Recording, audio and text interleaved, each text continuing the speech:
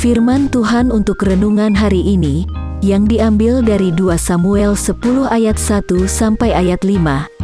Dan tema renungan kita adalah, Pemimpin, bersahabatlah dengan musuhmu. Firman Tuhan hari ini menceritakan tentang Daud, yang menerima kabar bahwa Nahas, raja orang Amon, meninggal. Mendengar kabar duka itu, Daud berkata kepada hamba-hambanya, "Aku akan menunjukkan kebaikan kepada Hanun, putra Raja Nahas, karena aku mengingat kebaikan Nahas, ayah Hanun." Daud kemudian mengirim anak buahnya untuk menyampaikan belasungkawa kepada Hanun. Sama seperti Daud menunjukkan kasih Tuhan kepada Mefiboset, putranya Yonatan, di sini Daud ingin menunjukkan kebaikannya kepada Hanun, putra Raja Amon. Ternyata, kebaikan Daud yang ditunjukkan kepada Mefiboset dalam pasal sebelumnya tidak mengakhiri perbuatan baik Daud. Jika kebaikan Daud kepada Mefiboset adalah kebaikan kepada rekan senegaranya, di sini Daud menunjukkan kebaikan kepada raja kafir, karena Daud bersimpati dengan Hanun yang kehilangan ayahnya, yaitu Raja Nahas. Maka Daud mengutus hamba-hambanya untuk menghibur Hanun dengan menyampaikan belasungkawa. Namun Hanun, raja baru orang Amon, memperlakukan utusan Israel itu dengan cara yang meremehkan utusan Israel, yang sama saja dengan menantang Daud. Orang Amon mencukur setengah janggut utusan Daud, memotong pakaian mereka di tengah, sehingga pantat mereka telanjang, dan mengusir mereka.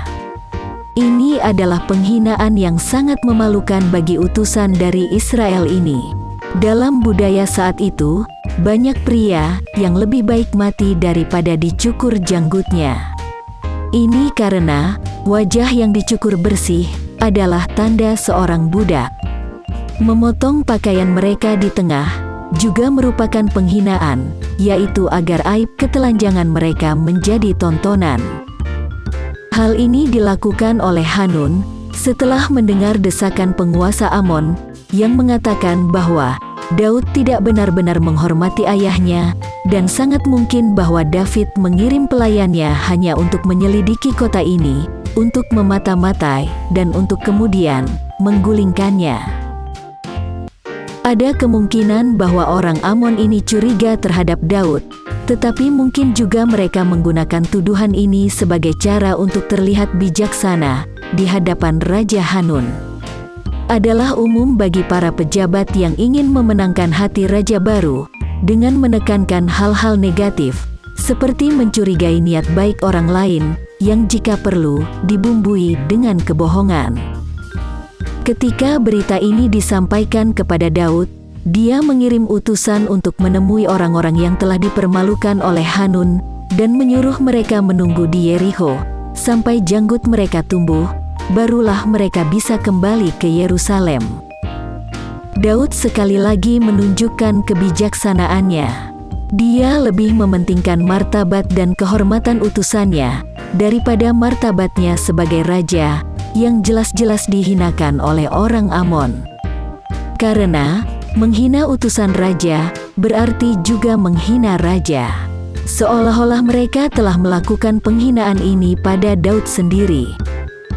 Daud meminta mereka untuk memulihkan martabat mereka dengan perintah untuk menunggu di Yerikho sampai janggut mereka tumbuh kembali sebelum kembali ke Yerusalem.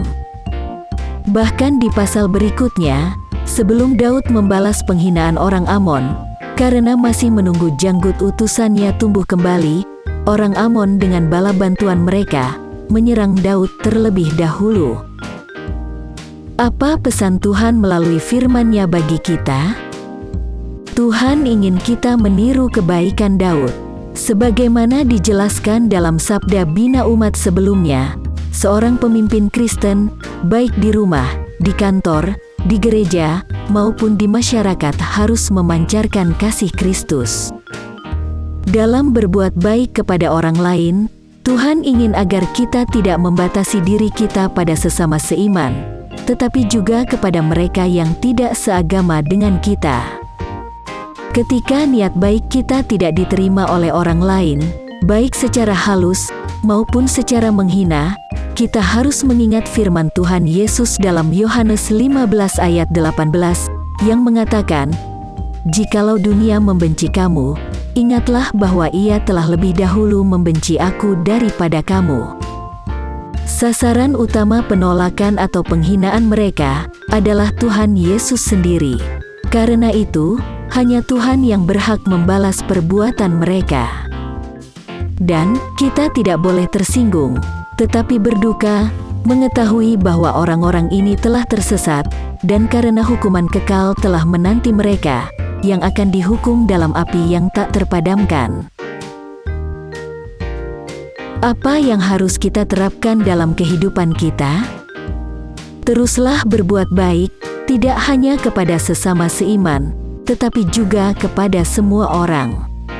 Tetaplah berbuat baik, meski perbuatan baik kita dimaknai secara negatif, ditolak bahkan dihina.